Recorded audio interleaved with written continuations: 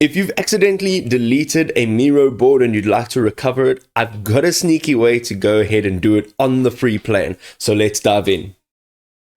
Okay, so here we are, we're on our homepage. I'm going to go ahead and I'm going to delete this PI planning, okay? So we're going to go to the right-hand side. We are going to just click on delete. Now, if you are using the free version, you won't have the wonderful option of unlocking the trash bin and restoring it. So what it says here is you need to browse and restore your recently deleted board. So let's just go ahead, let's delete it.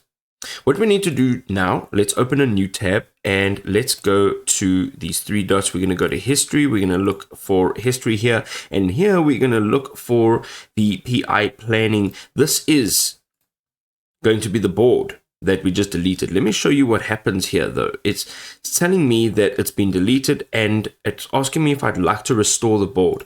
Now you have to understand that if you deleted a board and you haven't recently gone into that board, then you won't be able to restore it. So this over here, right? This going into the actual board, this is the page that you need to recover from your history.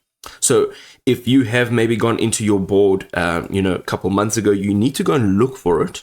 And then once you look for it in your history, you'll be able to restore it just like I did. I hope this was helpful.